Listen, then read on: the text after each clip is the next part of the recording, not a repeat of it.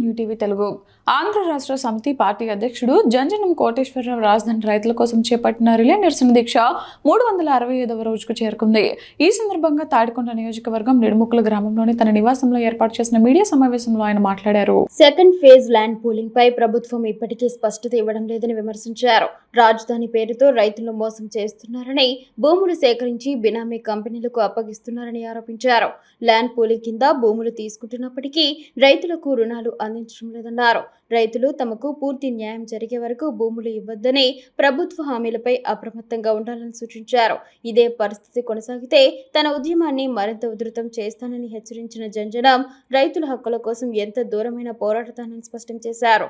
రాజధాని పేరుతో రాజకీయాలు చేయడం సరికాదని, రైతుల సమస్యలను పరిష్కరించడమే ప్రభుత్వ బాధ్యత అని అన్నారు. అలాగే రానున్న ఎన్నికల్లో తమ పార్టీ అధికారంలోకి వస్తే ఎస్సీ, బీసీ వర్గాలకు ముఖ్యమంత్రి పదవి ఇస్తామని కీలక ప్రకటన చేశారు. అవసరమైతే రాష్ట్ర రాజకీయాలకే పరిమితం కాకుండా జాతీయ స్థాయిలో కూడా తమ పోరాటాన్ని కొనసాగిస్తానని తెలిపారు.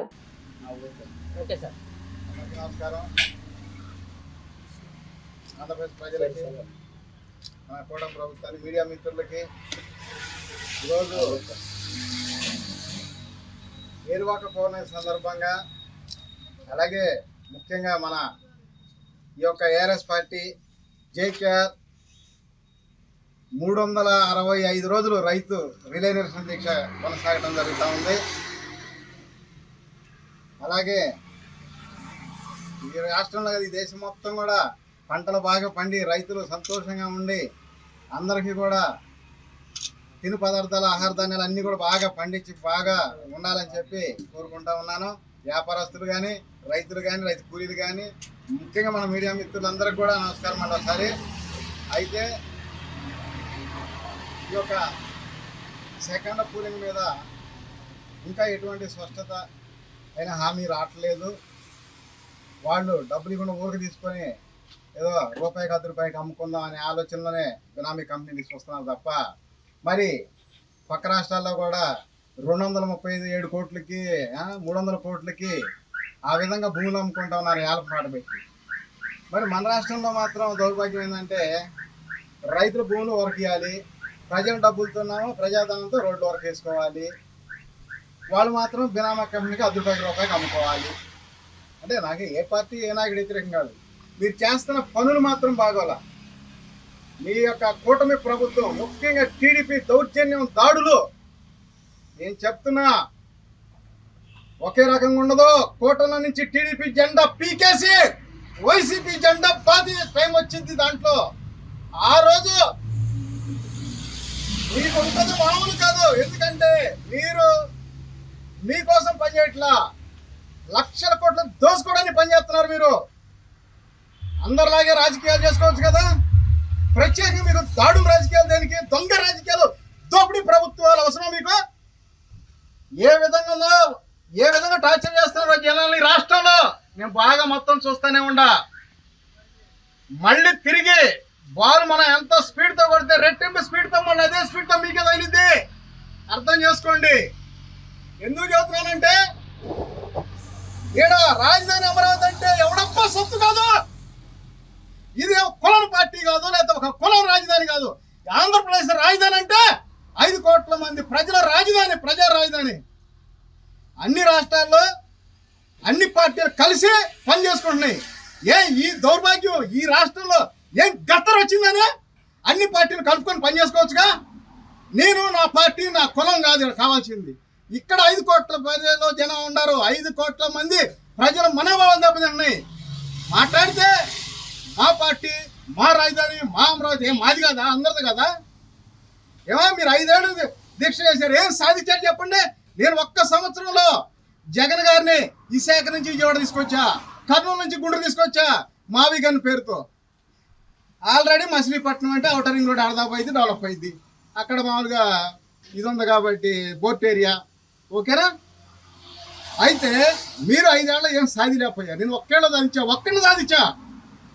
మీరు 5 సంవత్సరాలు ఏం చేశారు? ఎన్ఆర్ఐ దగ్గర ఫండ్స్ తీసుకొచ్చుకొని సగం జేబులో వేసుకొని సగం ఏమో ఖర్చు పెట్టి చేశారు. మీ పార్టీ కోసం చేసుకున్నారు. మీరు రైతుల కోసం చేశారా? రైతుల కోసం చేస్తే ఆనాడు అఖిలపక్ష సమావేశం ఏర్పాటు చేసి జగన్ ఒప్పియాలి చేశారా? మీరు అదే రాజకీయం తెలుసా మీకు? 40 ఏళ్ళు 50 ఏళ్ళు అనుభవం అన్నారు. మీకు తెలుసా? అపోజిషన్ నాయకుడిని పిలిచి మాట్లాడుకునే అవకాశాలు లేవా మీకు? మోడీ గారు వినలేదంటాడు. మరి మోడీ గారు ఇప్పుడు ఎట్టున్నాడు చెప్పండి? అంటే మీరు రాజకీయ స్వార్థాల కోసం అయితే మోడీ, పవన్ కళ్యాణ్ అందరూ అంటారు. అదే కానీ మామూలుగా ప్రజల కోసం, రైతుల కోసం అయితే వినరు వాళ్ళు. ఈ విధంగా ఒకటి కాదు, రెండు కాదు, నేను అన్ని చూస్తానే ఉండా. ప్రతి క్షణం, ప్రతిరోజు అన్ని గుర్తుపెట్టుకొని చూస్తున్నా. ఎప్పుడు ఏం చేయాలో చేస్తా. ఒక గ్రామ రాజకీయం అంతా, ఒక రాష్ట్ర రాజకీయం కూడా అంతే, ఒక జాతీయ రాజకీయం కూడా అంతే. పెద్ద సమస్య ఏం కాదు. నేను 1 ఎకరం చేసినా అదే కష్టం, 100 ఎకరాలు చేసినా అదే కష్టం. కాకపోతే ఎకరం చేస్తే నేను పని చేసేవాడిని, 100 ఎకరాలు చేస్తే 100 మంది చేత పని చేయించేవాడిని. రాజకీయం కూడా అంతే. నాకే పెద్ద సమస్య కాదు ఇవన్నీ. ఎక్కడికి వెళ్ళాలో, ఏం చేయాలో తెలుసు. చేస్తా, వెళ్తా, నిరూపిస్తా. ఇది ఈ రాష్ట్రంలో పేదోడు సీఎం అవ్వగలడు అని చెప్పి నిరూపిస్తా. ఎస్సీబీసీని సీఎం చేసి తీరుతా ఈ రాష్ట్రంలో. చూసుకొని కావాలంటే అయి తీరిద్ది. సెంటు పూనైనప్పుడే 100 ఎకరాలు చేయాలని ఆలోచించేవాడిని, చేసా. అలాగే ఇవాళ ఒక సర్పంచ్ సీటు లేకపోయినంత మాత్రమే భయపడితే రావుతామన్నారా? ఇదే రకంగా మన ఆంధ్రప్రదేశ్లో ముఖ్యమంత్రి కాదు, జాతీయ స్థాయి రాజకీయాలు కూడా చేస్తానని చెప్తున్నా. ఎందుకంటే మీరు చేసే దాడులు, దౌర్జన్యాలు నా ఎంట్రికి ముక్కతో సమానం. ఏం చేయలేరు. ఎందుకంటే నిజాయితీగా ఒక అప్పగా పుట్టిన రాజకీయం చేస్తున్నాను నేను. మీలాగా దౌర్జన్య రాజకీయం చేయట్లా. కావాలంటే చూసుకోండి ఏ రాజకీయం చేస్తున్నాం, ఎలాంటి రాజకీయం చేస్తున్నాం. మీలాగా దోపిడీ రాజకీయాలు, దొంగ రాజకీయాలు చేయటంలా నిజాయితీగా నిప్పు లాంటి రాజకీయం చేస్తున్నాం. ఎందుకంటే నేను నిజాయితీగా ప్రజల కోసం కష్టపడి పనిచేయాలి, ప్రజల్ని సీఎం చేయాలి. పేదోడు సీఎం చేస్తే ఎలా ఉంటుందో చూపించి తీరుతానని చెప్పి నేను చెబుతున్నా.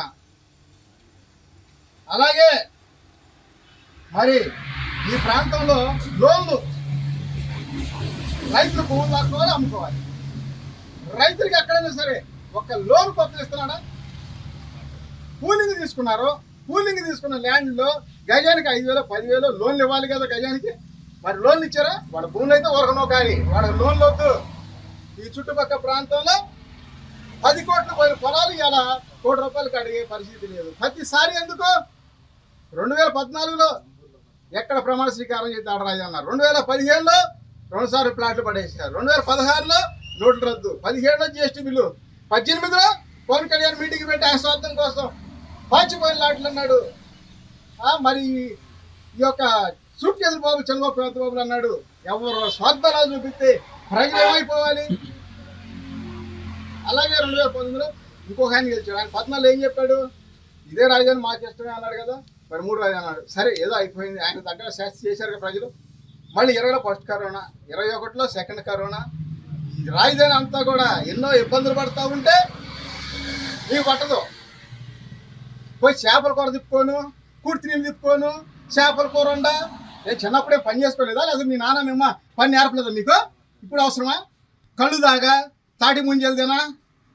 ఏమాది వాలంటీర్ 3 ఏళ్ళు ఇస్తే వారం లేకపోయావు. వాళ్ళు పంచుతారు కదా పెన్షన్. మీరు పంచేది పెన్షన్లు మీ డబ్బా, ఎవడబ్బా సొత్తు?